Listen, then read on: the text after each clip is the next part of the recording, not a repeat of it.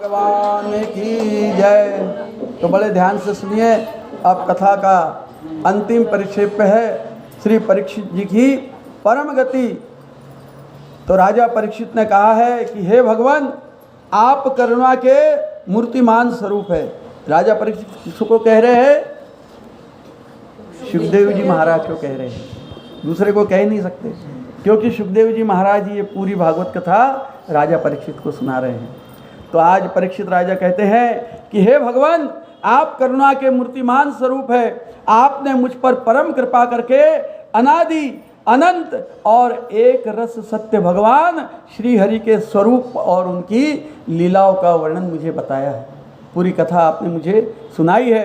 अब मैं आपकी कृपा से परम अनुग्रहित एवं कृत हो गया हूँ। हे भगवान, आपने मुझे अभय पद का और ब्रह्म और आत्मा की एकता का साक्षात्कार करवा दिया है, यानी कि मृत्यु के भय से दूर कर दिया है उनको भय था ना कि भाई मेरी मृत्यु 7 दिन में आने वाली है। तब सुखदेव जी महाराज ने कहा कि बेटा, तेरे पास तो बहुत है 7 दिन, तो तेरे आत्मा के कल्याण के लिए तू डर मत, मैं तुझे भागवत कथा सुनाकर अभय कर दूंगा। और आज वो अभय हो गए हैं राजा परीक्षित, इतना ज्ञान की कथाएं सुनकर। और इस प्रकार से अब मैं क्या कहा है कि आपने मुझे अभय पद का, ब्रह्म और आत्मा की एकता का साक्षात्कार करा दिया है। अब मैं परम शांति स्वरूप ब्रह्म में स्थित हूँ। देख लिए, ब्रह्म में स्थित कर लिया है अपने आप को राजा परीक्षित ने। अब मुझे तक्षक अथवा किसी मृत्यु का कोई भय नहीं, मृत्यु के भय से दूर हो गए हैं और मृत्यु का स्वागत करने तैयार है राजा परीक्षित। इसी प्रकार हमने भी अपनी मृत्यु अगर मालूम पड़ जाए ना तो घबराना नहीं कभी, बस उस ठाकुर जी का भजन कीर्तन सत्संग चालू कर देना कि हे प्रभु, मुझे मालूम पड़ा है कि मेरी मृत्यु फलाने दिन होने वाली है, तो बस मुझे कोई भय नहीं है। ये मृत्यु भी आपका दिया हुआ वरदान है जिसे मैं ग्रहण करने के लिए तैयार हूँ। और उस ठाकुर जी का भजन कीर्तन सत्संग रामायण पाठ भागवत पाठ जो भी करना हो करते रहिए, मगर मृत्यु से भय नहीं करना चाहिए।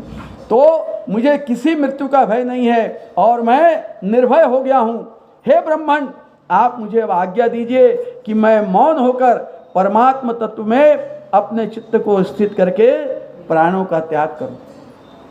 प्राणों का त्याग उनके हाथ में हो गया क्योंकि उन्होंने भागवत कथा सुन ली है, उस प्रभु का परम तत्व का ज्ञान प्राप्त कर लिया है उन्होंने।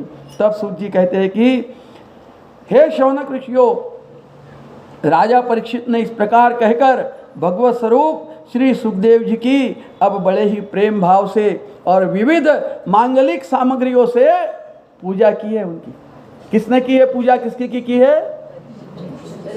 राजा परीक्षित ने सुखदेव जी महाराज की पूजा की, क्योंकि उन्होंने उनको पूरी भागवत कथा सुना दी है और मृत्यु का भय दूर कर दिया है। तो इस प्रकार से अब श्री सुखदेव जी परीक्षित से सम्मानित होकर एवं विदा लेकर अब संतोषी और त्यागी महात्माओं के साथ वहाँ से चले गए हैं। बोलिए श्री सुखदेव जी भगवान की। तो राजर्षि परीक्षित ने अब स्वयं ही अपनी अंतरात्मा को, बड़े ध्यान से सुनना भाई, क्या किया है राजा परीक्षित ने? स्वयं ही अपनी अंतरात्मा को परमात्मा के चिंतन में समाहित कर लिया है, यानी भगवान में अब अपना ध्यान पूरी तरह से लगा दिया है और चिंतन में समाहित करके ध्यान में मग्न हो गए हैं। तब उन्हें इस संसार से अब कोई मतलब नहीं था। मुनि कुमार वो जो श्रृंगी था, उसका भेजा हुआ तक्षक नाग अब राजा परीक्षित को डसने के लिए उनके पास चला जा रहा था। मगर इतने में क्या होता है, तो रास्ते में कौन दिखता है? कौन दिखता है? नहीं, तक्षक नाग तो जा रहा है डसने के लिए। हाँ, नहीं, कथा सुनिए बड़े ध्यान से, इसीलिए कहते हैं कि यह अंतिम है, बहुत ध्यान से सुनिए। तो अब क्या दिखता है उसे रास्ते में?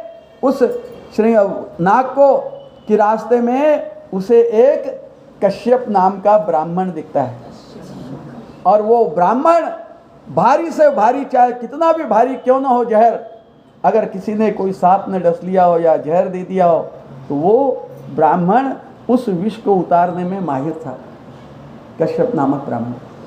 जब तक्षक नाग ने देख लिया, वो तो भगवान थे, और अमर थे तक्षक नाग, क्योंकि उन्होंने अमृत का पान किया था। तो उन्होंने देखा कि ये जो ब्राह्मण आ रहा है ना, ये तो एक प्रकार से मैं उसे डस भी दूँ तो ये उसका जहर उतारने में सक्षम है। तो आज तक्षक नाग ने क्या कहा है कि ब्राह्मण के सर्प विष को चिकित्सा में बहुत ही वह निपुण था। तक्षक ने उसे बहुत सा धन देकर और लौटा दिया है उसको। उसने कहा भी ब्राह्मण आप क्या करोगे, वहाँ जाकर किसी का विष उतारोगे तो आपको पैसा ही मिलेगा ना, धन ही मिलेगा ना। मैं आपको इतना धन दे दूंगा कि आपका धन वो कभी ख़त्म नहीं होगा।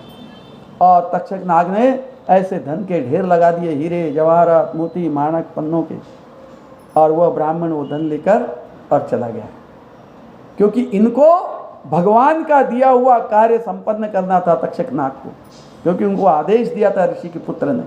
श्रृंगी ऋषि बोले तो मामूली ऋषि नहीं है, बहुत तीनों काल के जानकार थे वो, और उन्होंने ही श्राप दिया था राजा परीक्षित को कि आज के ठीक 7वें दिन बाद तक्षक नाग के डसने से तेरी मृत्यु हो जाएगी। और उसको आदेश मिला था उस ऋषि का, तक्षक नाग को, इसीलिए उन्होंने उस ब्राह्मण को खूब सारा धन देकर और अब वापस भेज दिया। तो इस प्रकार से अब उसी ब्राह्मण के वेश में राजा परीक्षित के पास गया है अब तक्षक नाग, और उन्होंने उसे डस लिया है। इधर उन्होंने तो अपनी प्राणों की ज्योति भगवान में लीन कर ही दी थी पहले ही, सुना ना आपने। और इस प्रकार से और उन्होंने उसको डस लिया है, और वह तो पहले ही ब्रह्मलीन हो चुके थे।